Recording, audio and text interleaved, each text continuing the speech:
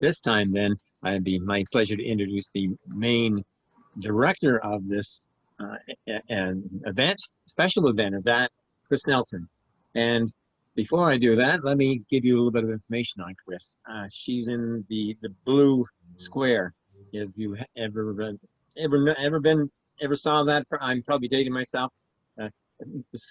Squares on humor on little square program a long time ago. She's in the blue square. Chris Nelson came to Toastmasters to conquer fear of public speaking, but stayed to enjoy and continue leadership and speech development opportunities that the Toastmasters provides. She's approaching the end of her second DTM.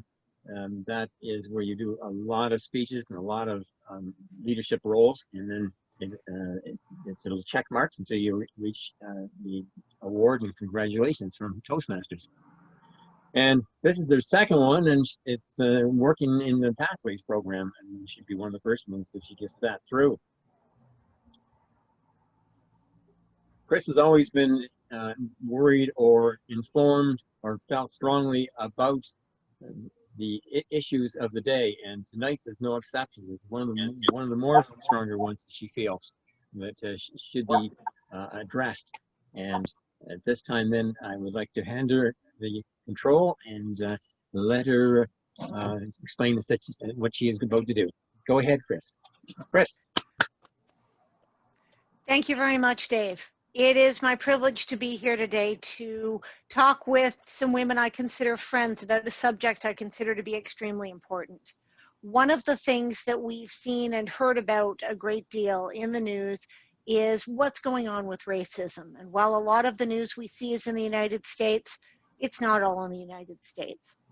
I've heard a few personal incidents from some of my friends that they've been affected by. And that was a big impetus for me in deciding on this panel topic, where we're going to look at the experiences of women of color and how they're impacted by racism here in Canada. So I am delighted to introduce my panel, and what I'll do is call on them individually. I'll ask them each a question. They'll have 2 minutes to answer, at which time our timer will show the green screen, and we'll look to move on to the next panelist or next question at that stage. There will be time for open questions and answers at the end. So if you do have questions, I would encourage you to save them until that time or put them in the chat. Beginning with our panel, let's start at the top of my screen, Brenda Joseph. Brenda, can you tell us a little bit about your background? You're muted.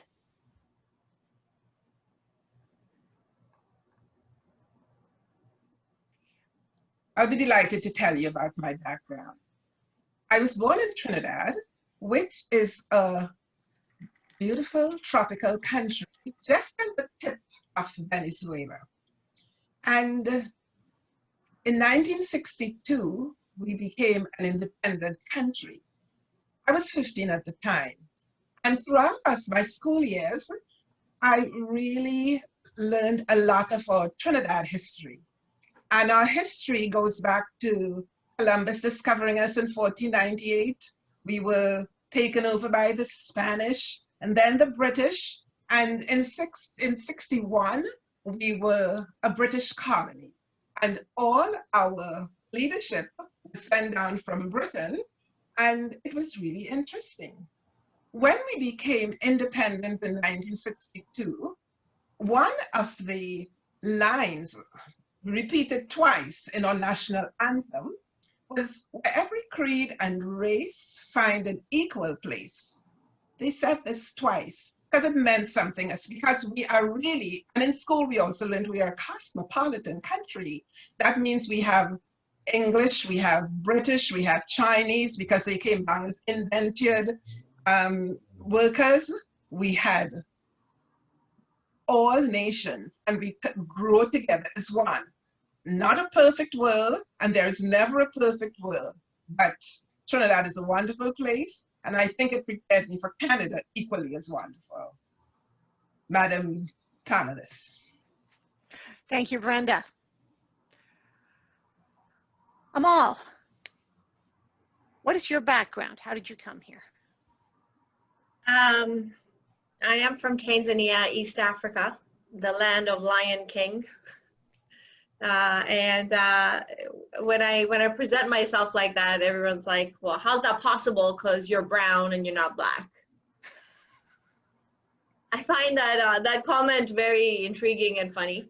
And I never took it personally. So I would always say, well, 5 generations down from India, but my heart is African. So that's where I'm from East Africa. And I came here, moved to Canada in 2003 with my daughter. Thank you, Amal. Nikki, can you tell us a little bit about your background? Nicole Barker. You're muted. There you go. There, hi. I was adopted. I was adopted when I was 5 months old. My birth mother gave me up at 3 months old. Both of my birth parents are Aboriginal, both Ojibwe. And I find that finding out that my birth mother subsequently was forced by CAS to sign adoption papers. So I was one of the stolen children. My parents did not know. My parents are white. So when I was 19, I went to Toronto, Anishinaabe Health, and I discovered more of my heritage. And I lived that life for quite some time, and I still do. Upon reflection, I guess I have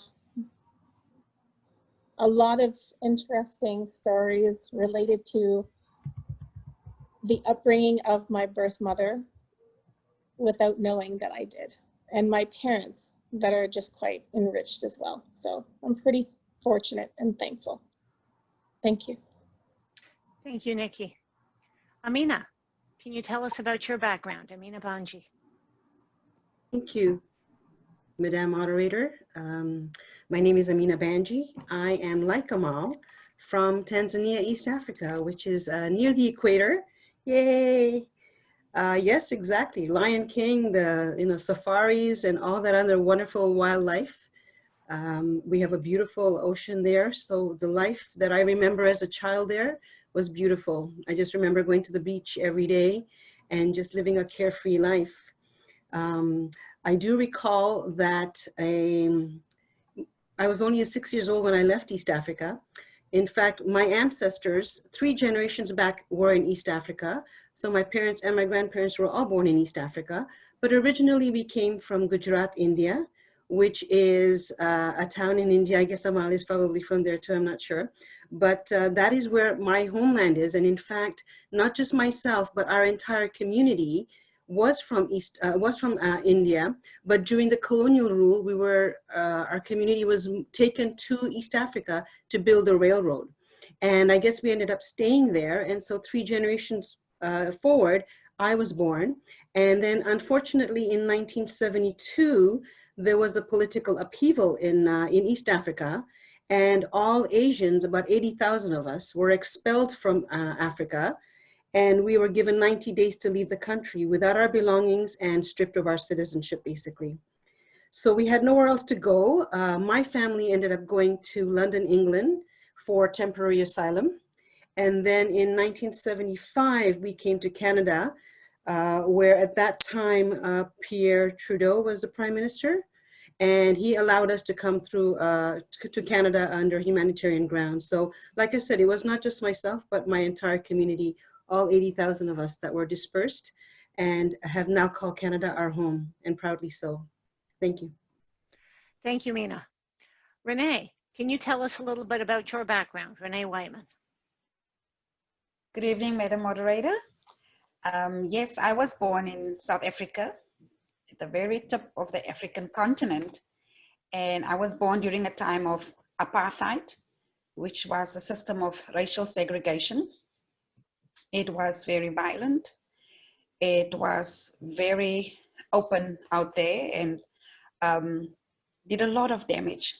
And right now my country is still struggling to get over all of the inequalities and everything that has happened.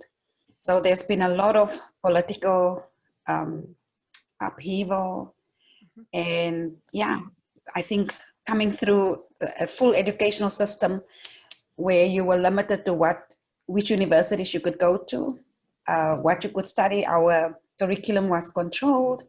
You know, I could never play in a park. It was only reserved for whites as a child. Were not allowed to try on clothes.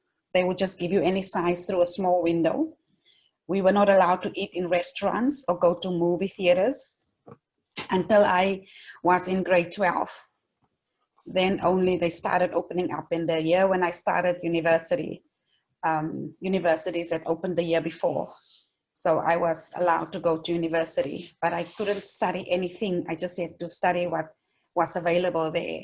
And it was only took a few years before that changed. You know, my dad was four times, they just took all his money out of his bank account. He was an entrepreneur and a school teacher, school principal. And 5 times they just took all his money and he had no legal recourse and he had to start from scratch every time.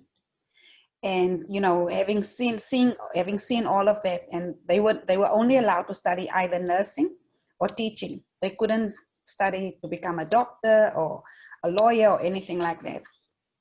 And so, yeah, that's what I knew. And then I went to university and I did my master's degree at a white university, and they poured water on me. They called me Kaffir, which is the equivalent of Negro. My professors and lecturers did not like the fact that we were now there. I was one of 3, we were only 3 Black students in the department doing our master's degree in urban and regional planning, and they refused to teach us in English. And they insisted on using their mother tongue, and they really made it difficult for us. Yeah, so that is my background in a nutshell. Thank you, Renee. We're going to look next at your experience in the Canadian community regarding acceptance. What have you found as you've been in Canada in being accepted, in fitting into the community around you? Amina, do you want to take this one first?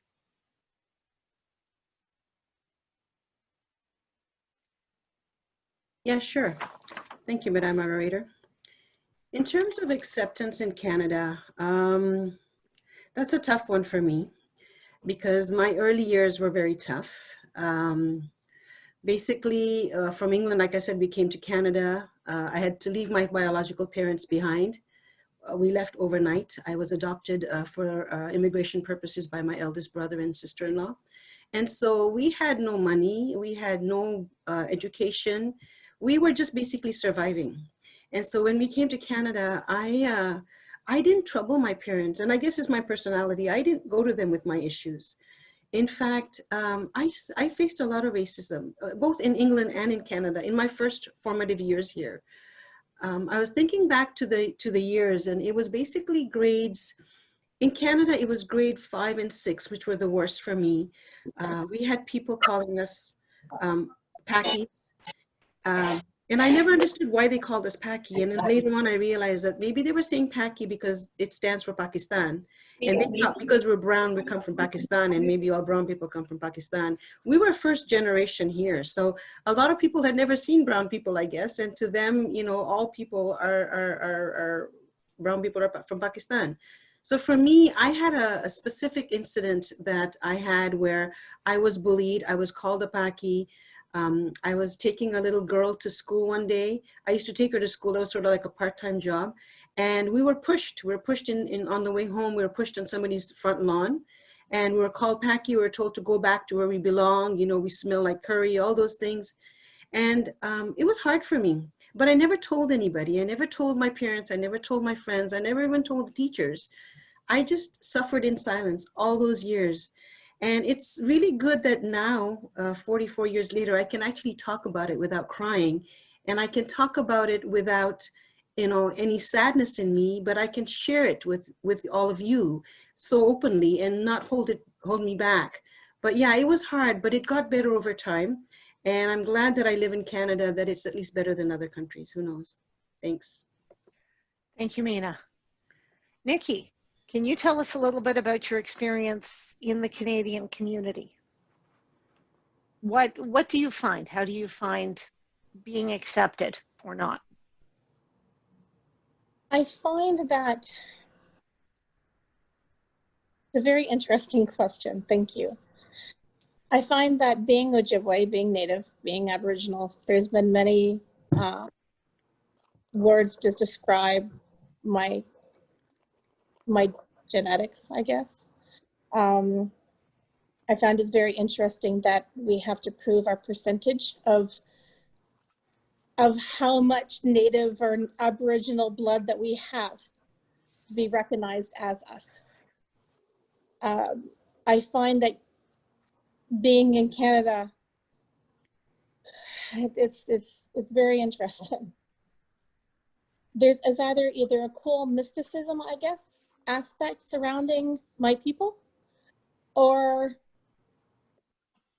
it be more derogatory in nature of what are you smoking more than tobacco in your pipe, right? And everybody has a pipe. So it's very, very interesting to live as a Native person, Aboriginal in Canada. I get passed for a lot of different nationalities also. So it's interesting. Thank you. Now I feel ripped off. I've never seen your pipe. See, that's a derogatory statement, Candy. Yes, exactly. Amal, can you tell us a little bit about your experience here in Canada? Fortunately, I've been blessed. I guess by the time I moved here, things have been pretty, what do you call, people are more aware now and they're more respectful. I'm just speaking for myself. So when I moved in 2003, I felt that the Canadian community was extremely welcoming and helpful to me. I did not have any family or friends in Mississauga. That's where I first, kind of got a job and rented an apartment. And the only people I knew were everybody else aside from my own community. I didn't even know anybody from my own community, because a lot of people were from Pakistan, from India, from Afghanistan, and some people who were born here and brought up here, they stuck to themselves. So even if I went to mosque, I didn't feel at home. I didn't feel comfortable. I just felt like I was a stranger there. So to me, my friends were more the Canadian people who are outside my own sort of niche or outside my community, and my people from from work, people from like Iman's, my daughter's friends' parents, and they were all like from different walks of life, and I felt like a lot of those people helped me. I was pretty much crawling when I moved to Canada. Everything's so different here, and I had to do everything on my own. My experience was fantastic initially. And I feel like when you don't have racism in your forefront, you're not going to look for it. Having said that, I do respect everybody who has had that experience, and I'm not denying that. I just feel like sometimes I am pretty ignorant, and that kind of is a blessing in disguise. So I did have some experiences in Whitby when I moved here 8 years ago, and I worked for a clinic, and it was brought to me, the whole situation was brought in light to me by a white colleague, and what she said was, "Why are they treating you? What's your name?" And I said, "What do you mean? What are you talking about? My name's Amal." "Well, why do they call you Amy? Why do they keep calling you Amy when they know you're Amal? Your clients call you Amal." And I said, "I don't know. I guess it's easier." She's like, "Yeah, well," and there's a lot of changes that were going on in the clinic at the time, and everything started with me. So we're gonna put you on, we're gonna start with you first. You start renting, everybody else is on a split. You start coming in earlier, you start doing this, and I didn't think anything of it. I just thought it's company restructure, that's the way it is. And guess what? It was brought to my attention that, no, you're very exotic looking. You're the only exotic person around here. And clearly there's something off. So that was probably the only time I felt discriminated because I was brown.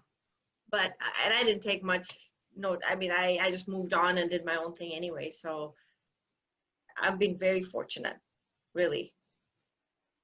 That's been my experience personally. Thank you. Renee, what's your experience been like here in Canada? Thank you.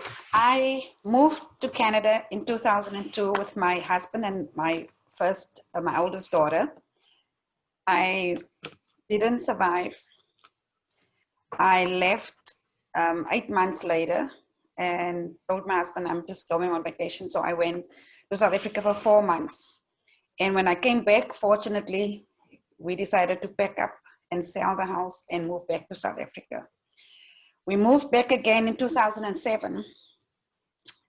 We lived in North Bay for the whole year. I never cried so much in 1 year.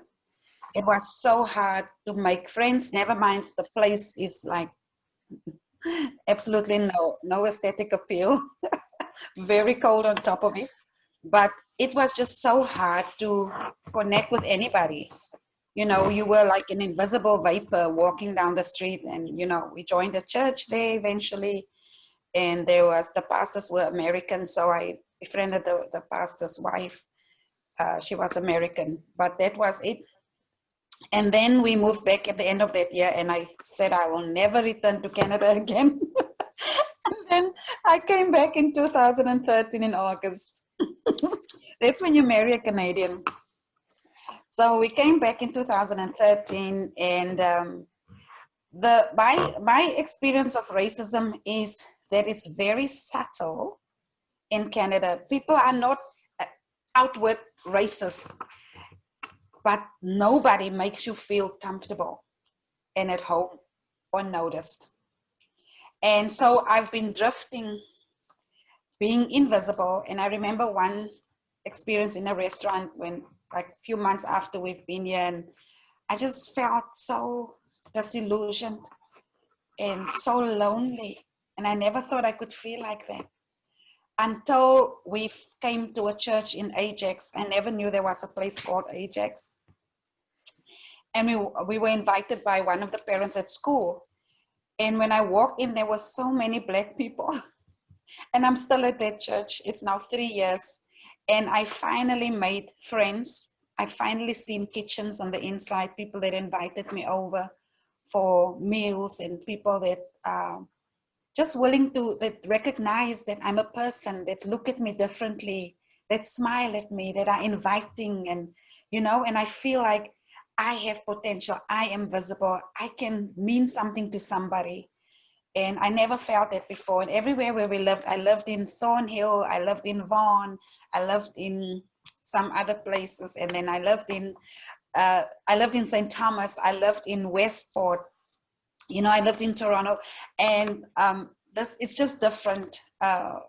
People are just different. They, you know, the neighbors, no, they don't really make the effort, you know, and you just don't know, should you greet, should you look? And yeah, it's different. Funny enough, with the Black Lives Matter things, when that happened, people on my street always used to walk past you and ignore me, or I would walk and they wouldn't. Suddenly they started greeting and looking at me, and I was like, what is going? I thought, let me look what I'm wearing today. And I realized it's not what I'm wearing. It's my skin. It's Black Lives Matter.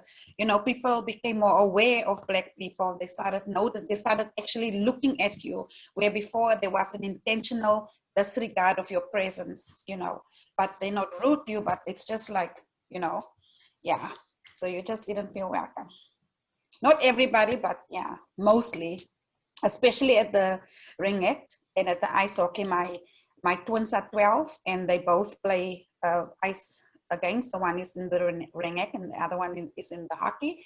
And that's when I actually maybe experienced it like really strongly. I didn't know what was wrong, and I felt like running to the washroom and crying. I felt, I don't know, should I leave? You know, are we not supposed to be here? And then I noticed we were the only ones of color there. And I never noticed it before, but yeah, so very interesting. Thank you, Chris. Thank you, Renee. Brenda, you came to Canada a little before most of our panelists and a little after me, but not by much. What was it like coming to Canada in 1969? What was your experience? You're muted. Brenda?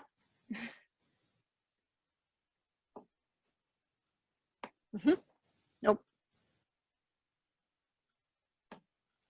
There you go. I have very positive experiences.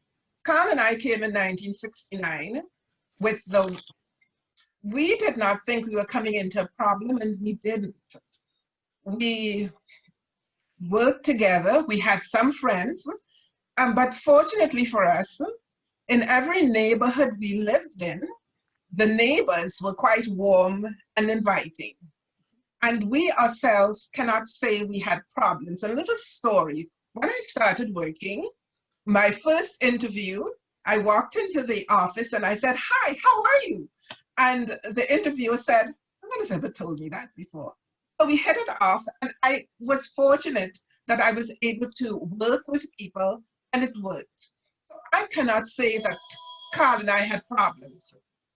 But by the time my children came along, one of the things we say, we have to keep them occupied so they won't get into trouble. And we did, so we got very busy. We were meeting friends, they were in taekwondo, soccer, every activity, music, scouts, kept them occupied. But then as they grew up, I find that they were having some difficulty in the world because the world was changing. But they still managed. So I actually, as I was preparing for this, I sat them both down and I said, "Okay, can you tell me about your experiences as a Black person growing up?" And they both said, my oldest son said, "Mom, sometimes," because he's in sales and he puts on a suit to go out, and he said often people say to him, "Oh, it's so nice to see a Black man in a suit." And very much like some people say to me, "Oh, for a Black person, you're very articulate." And it's just saying, okay, every other, like, those are the things that happen that really make you think. And my oldest son says, "I have stopped wearing baseball caps anymore, unless I'm going to a baseball game." Because he said, "I'm treated differently." It's just the perception. It's getting people to understand that we are all humans, in regardless of how we talk, and that's a whole different ball game. But personally, I've had not a problem. My kids have had the occasional problem, but we are good. Madam Moderator. Thank you, Brenda. This is going to be an open question to all the panelists. Do you have a specific racist incident, whether a subtle one or an overt one, that you've experienced that you'd be willing to share? What happened and how you felt about it? I know we've heard some little bits so far. Brenda, go ahead. This is a very interesting one, because sometimes you are made to feel that you don't belong in a situation. And this was not a Canadian incident, but I think it's interesting because that's a general way that things happen. We were hurrying back home. It was the COVID arena. So we were at the airport trying to get home. We had 2 first-class tickets in our hand and went into the first-class line. And the attendant looked across a couple of people in front of us and said, "You should be going to the economy line." It's just accepted, like, what are you doing here? You do not belong in this line. At which time I just piped up and said, "I've got a first-class ticket," and nothing was said again. Didn't worry me because I was so happy to get on a plane to come home. But after I reflected upon it, I said, that is crazy. It is, and it's the kind of thing that you would think we wouldn't see anymore in 2020, isn't it? Amal, you had a hand up as well. Yes, it was that same incident where I worked with 6 other therapists. I used to be a massage therapist before, and the owners were also Caucasians. And first of all, they made me change my name, saying that, you know, Amal is a very unisex name.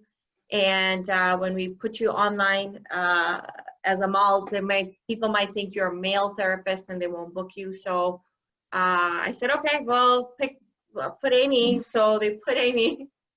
And then she would call me, "Hi, Amy. Good morning, Amy." I don't know. I was chill about it.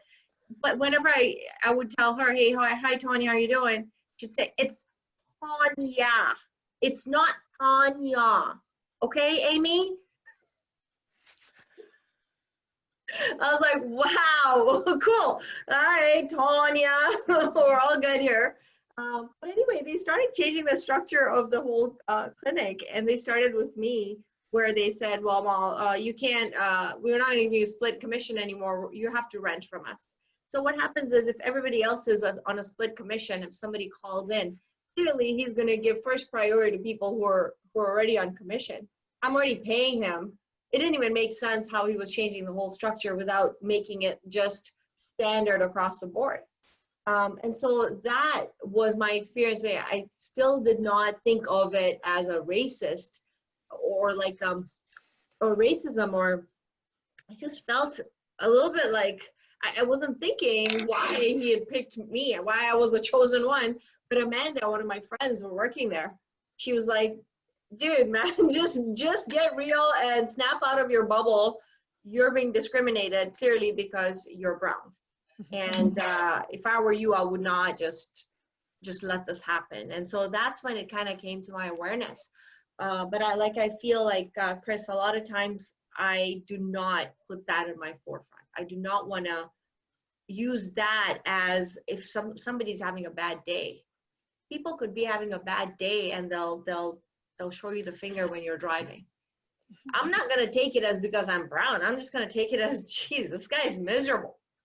Okay, so to me, even if I've had that many, if even that different experiences have been about my color, I haven't allowed it to really get to me because I haven't had, my experiences have not been as extreme as, say, for example, Renee's experience, or maybe even, you know, Amina's experiences. So I kind of feel, again, blessed. And this was probably the only one that's in my forefront that I can remember experiencing. And then when I started paying attention to the little things, then it made sense. And it was like, yeah, holy cow, this is more than just me, right? So. Definitely. Do any of our other panelists have a specific experience they'd like to share? It's okay if you don't. Renee, go ahead.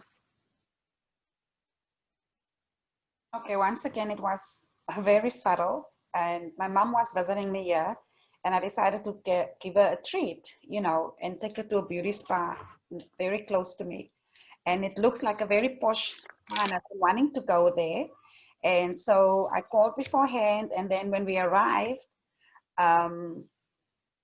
nobody wanted to really turn their backs and look, and they looked, but nobody wanted to come and talk to us. And eventually I had to go up to the guy and said, you know, we have an appointment. And he just kind of pointed upstairs with his, you know, hair dryer. And, you know, I thought he's just busy, you know, maybe I was just interfering. So I left my mom there. They made us sit down in a lounge, and I went somewhere quickly. And when I came back, my mom said she does not want to have anything to do with this place. She just needs to leave. She feels so depressed now. They've been treating her so badly by just the way, you know, it's not a spa experience. When you go to a spa, people are friendly. It's like a celebration. It's when you relax. It's women time. It's, you know, you get your nails done, you get your hair done. It's such a pleasant experience. They even ask you sometimes, would you like some coffee or whatever, you know, it's a pleasant experience. It was so awful. And only when my mom said that, I looked around and everybody was white. And I just realized we were actually out of place. And so we left, and I also have $100 gift voucher to go to that place. I threw it in the water. I'm not going back. Thank you. Thank you, Renee. Nikki, did I see your hand as well? I keep on wanting to make sure that I mute for people. I find it's more prevalent when I'm alone. And if I have my boyfriend Lyle with me, and he's behind me, or people don't notice that he's behind me, and I go to the grocery store and I try to get something, and somebody will right in front of me and grab things or look at me weird and whatnot, and I just don't barely pay attention because it's just, you just don't want to, right? And I'm always pretty much smiling everywhere I go anyway, right? It infuriates Lyle. So also going to a bar or something, if I were to have a drink, I have to have it in a cup where you have usually the pop, the larger ones, because almost every time somebody would look at me or make a comment of, is that the only one you're going to have?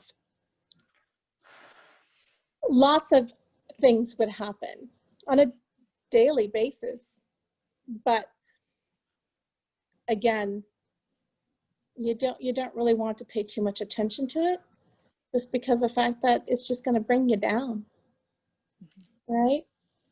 So either I find some people are very sympathetic, almost to the point where they're empathetic, or empathetic to the point where they're almost sympathetic, or they're ignorant and they want to learn, or they just couldn't care less, and they're sometimes mean.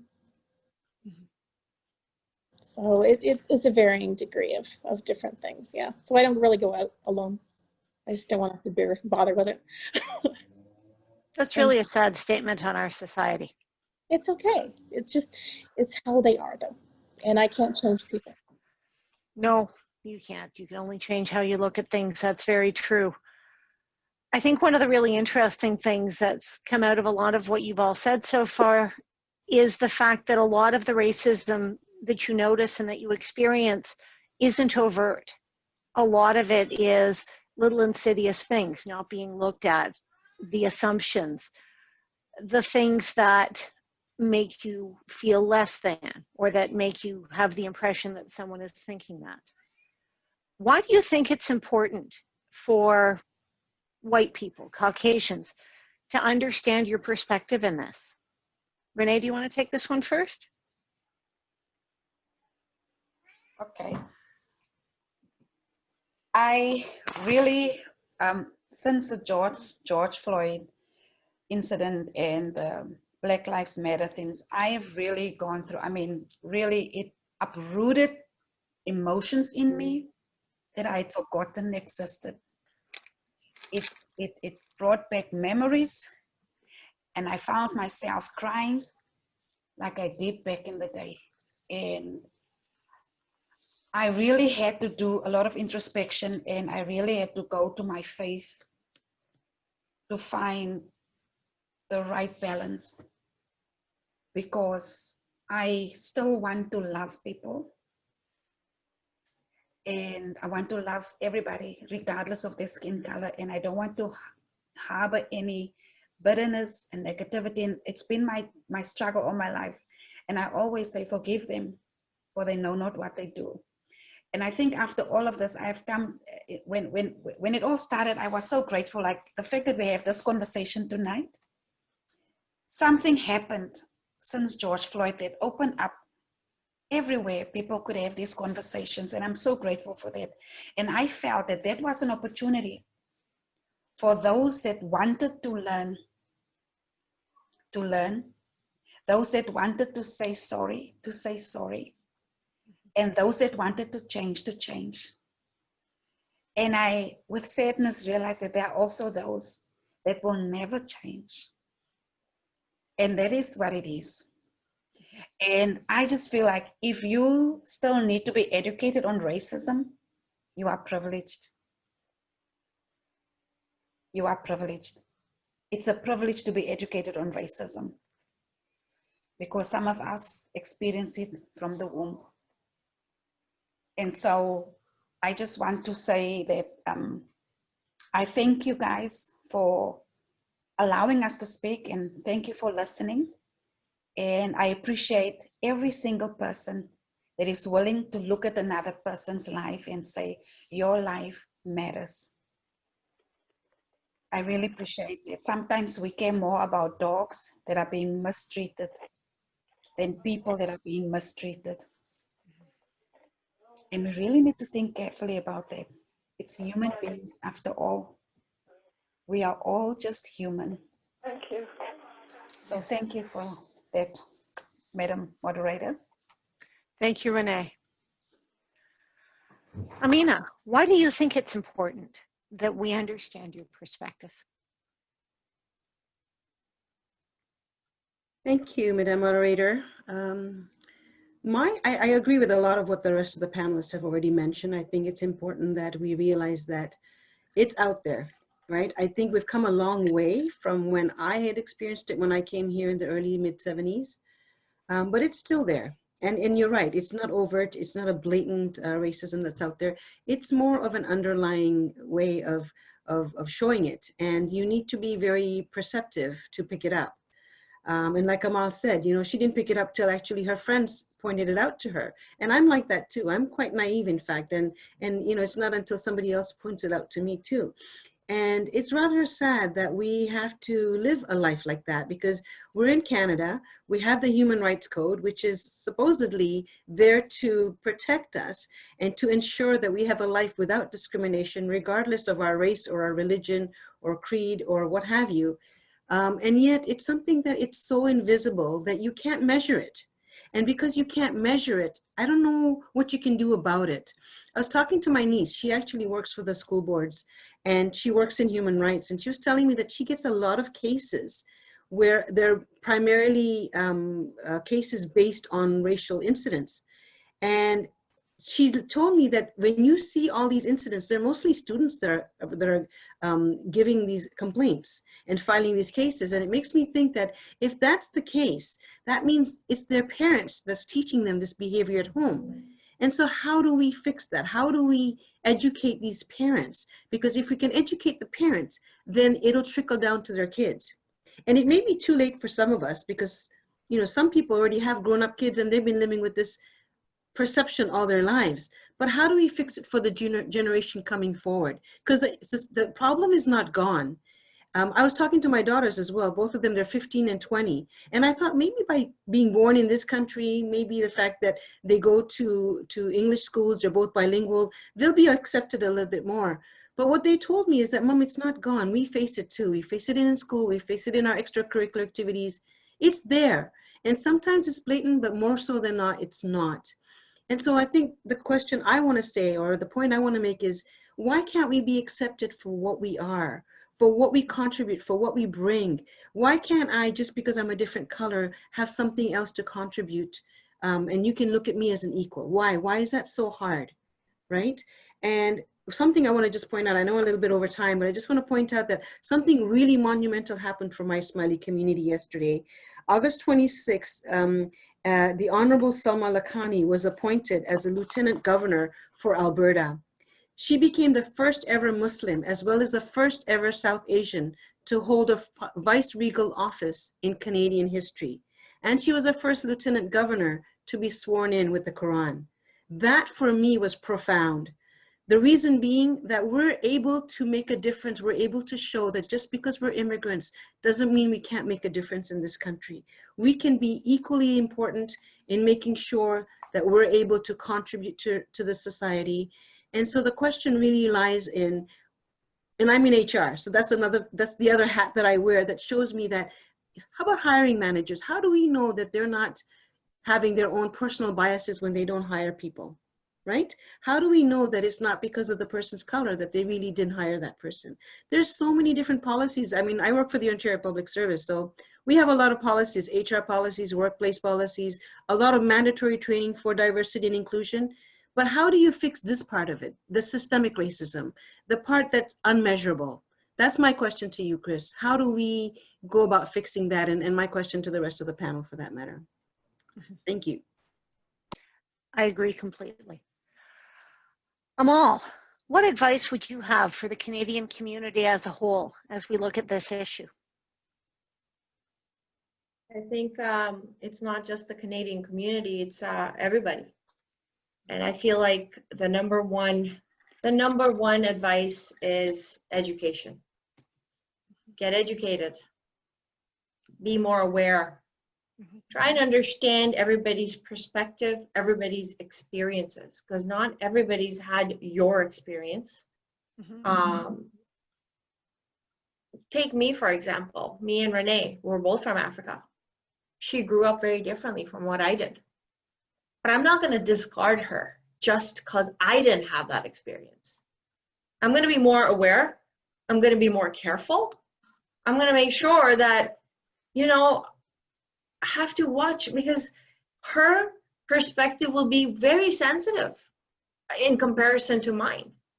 So imagine if I was ignorant about that, totally ignorant, and just said to her whatever, like, you know, just behave like I would behave normally. And I'm not saying I would be abnormal with her, but I'll just take into consideration where people are from, what they've been through, and mostly just educate yourself so you're not coming across like an ignorant person, you know, because there's a whole world out there. It's just not North America, you know. And that's all I have to say to, you know, everybody, not just Canada, everybody. There's a lot to say about being informed. That's Nikki, it. Nikki, what advice would you have for the Canadian community, or perhaps the world at large, on this topic? Hi, I think I said this before, and I don't want to discredit anybody. I don't want to discredit anybody at all. Nothing, nobody. But I think the more that we talk about being, like, more that we talk about it, sometimes it can go the other way. So that we're very overly sensitive. And that when it comes to that, I have a tendency of not even trying to bring up race. I just want to just know people for who they are. It's like when they come up to me and they ask me about something, about, you know, where did you come from? It's like, I'm from Canada. And, well, no, what about before you? Where did you come from originally? From Canada. No, but your ancestors. Canada. And it keeps on going on and on. They get infuriated. And I go, so what do you like to do for your life? What do you like to do extracurricular? Do you like to do anything more than your job? Do you like your job? So you try to shift the conversation over to not about race, but just, do you like your job? Why do you like your job? What fulfillment do you have about your job? And if that goes back to that of race again, do I need to speak about race? I think we put too much emphasis on trying to talk about race too much. Sometimes that can happen. And when that happens, you get inundated about having to be an active listener, trying to be nice to each other, trying to understand each other more so, and it becomes more polarized without even wanting to be polarized. I guess it's a conundrum that a lot of people have, and I still have those. So these are just thoughts. I'm not saying that I'm right. I'm not saying that I'm wrong. They're just thoughts. Your opinion is exactly what I was asking for. Thank you. Brenda, what advice would you have for the Canadian community as a whole? I'm glad that this discussion is happening, because I've had white friends call me and discuss it with me. So there's a greater awareness of what's happening. Mm-hmm. And I keep saying that I am blessed and I'm fortunate, because I have many white friends that treat me as another human.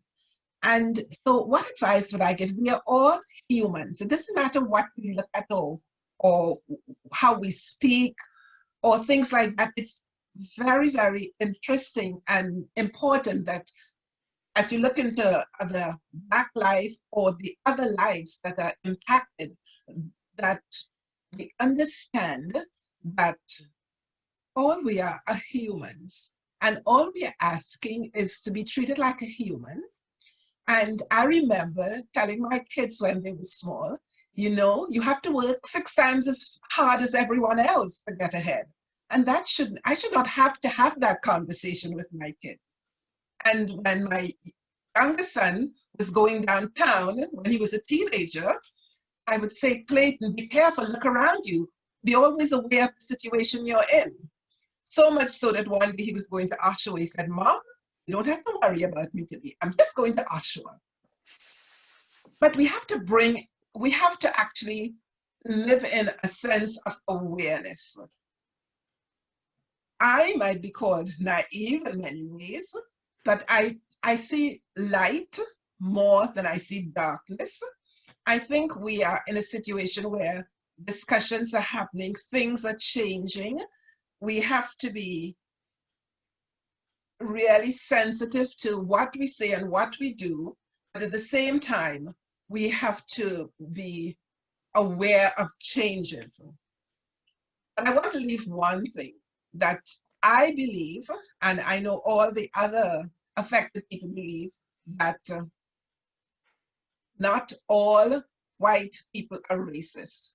We have a world. So let's not highlight the fact that we are having a problem now, but let's jointly get together, pink, blue, yellow, green, whatever color you are, just let's get together and make it work in a positive way. And if you see something wrong, please call it out. Don't not say anything about it. My advice. Thank you, Brenda.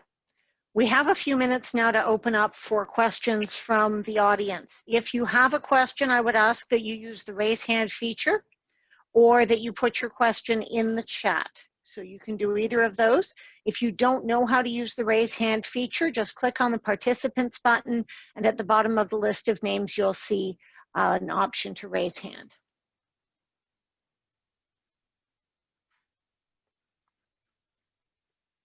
I'll give that a couple of minutes.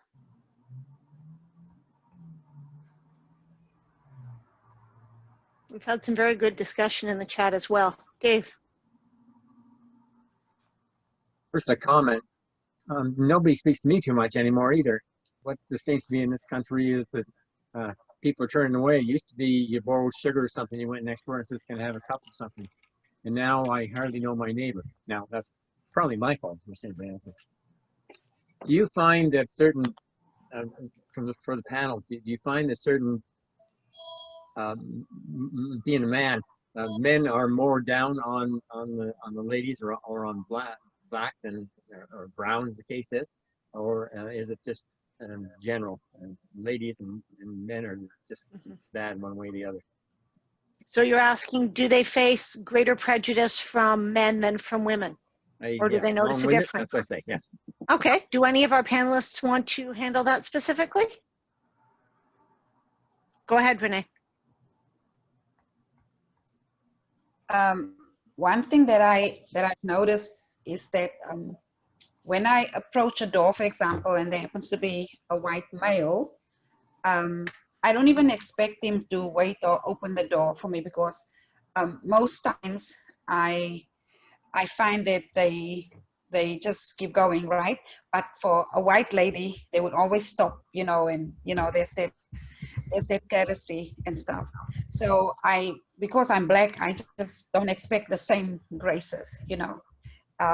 Yeah, that's all I can say. What I've noticed about the gender-based, you know, that it's just different how white males treat black women and white women differently, and even like, you know, yeah, other social things that men do, you know, to show respect for a woman. It's different when they see a black woman, they don't do the same. For example, in an elevator, they would just go in first, and you know, not everybody, but most of the time, I find that the white males let a white woman step into the elevator first, but when it's a black woman, they don't feel the need, you know, they just keep going.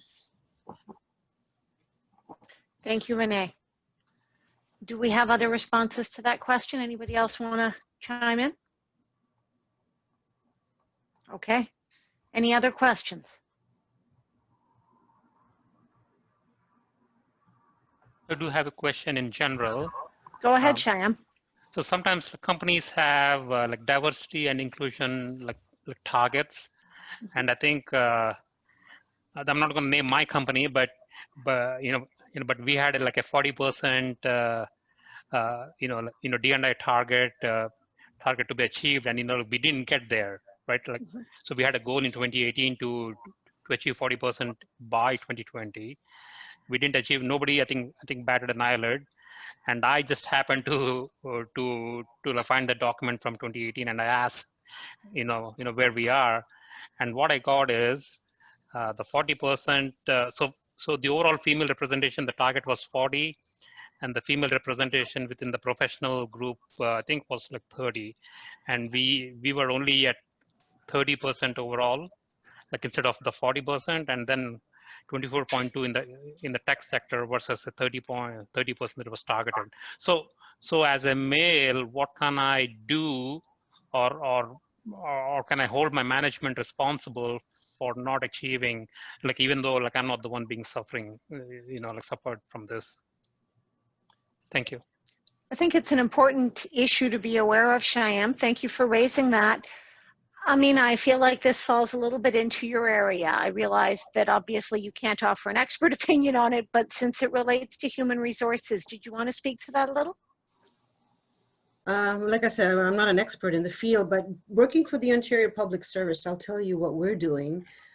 We have a program called Diversity and Inclusion, and we have made it mandatory for all staff to get this training, but it's not just a quick and dirty 1 hour, webinar. It's actually a 6-week program that all staff, I don't know how many staff we have, like 60,000 employees across Ontario. How they've done it is because it's 6 weeks, it requires at least a few hours of work every week. And so what they've told is they've told each manager to allow one person from their team for that 6-week block to be given time aside from the projects that they're already working on, to dedicate time to doing this training. And it's an interactive training. It's not something that you read and you just listen to and you just zone out. There's actually questions about diversity and learning about different cultures and what you can do about it. And what I like about it is that each manager is held accountable for that by their directors above them. And so we are given time, and people actually avoid it like the plague. I know staff who sort of, say, oh, I'm working on this project, because they don't have the time to give 6 weeks to this. But I think it's really good that the powers above and the powers that be have given it that much emphasis to make sure that each staff has got a chance to do this on a mandatory basis. And so even if we just get 10 people in a team done for that whole 1 year and the rest of the staff go the following year, so be it. At least it's being endorsed and it's being sanctioned, and I'm so proud of that. And I wish that other organizations were giving it the same importance. Mm-hmm. That sounds like a really good program. Do you notice it making an impact on the staff within the organization? That's a good question. We've just rolled it out this year. So I think it's too soon to tell just yet. Mm-hmm. But I think the fact that people are being educated on it and spending so much time on it, I think it makes it more on the forefront of their minds when they come across these incidents, both in the workplace and in their professional lives. I think education, just like Amal said, is half the battle, right? If we can educate ourselves and educate each other, that'll stop this from happening. At least not stop, I shouldn't say stop it, but at least reduce it going forward. And I think another part of education is ourselves, is educating ourselves in such a way. And I find that being a minority, like, even when you have applications and you apply to jobs, it asks you, are you a minority? Are you a female? So there are, and I don't know what they do about it, whether they actually, look at that and that is a factor or not. But I think the fact that these things are in place really shows us that, you really can make a difference if you take advantage of these things, because not all parts of the world have these kinds of policies in place, right? So I think we're very fortunate to be here in Canada, but I think a lot of good work has been done, but a lot still needs to be done. Thank you. Thank you, Mina. Definitely a lot of important conversation here. We've got time for one more question. No, we're stopping questions? It should. Okay, it looks like we're stopping questions for now. Thank you so much to my panelists, Brenda, Amina, Amal, Renee, Nicole. I really appreciate you all being here and your willingness to be open and to share your experiences. I think this is an important topic, and I'm glad you've been able to be here with us tonight. Brenda, it looks like you were going to say something. Richard had a question, and I think you should be allowed to Richard, were you raising your hand for a question or just to tell me to stop? No, actually, I just wanted to make a comment, but that can actually wait at another time since of timing. Okay, thank you, Richard. At this point then, we'll pass things over back to our producer, Dave Chilvers. Dave, thank you.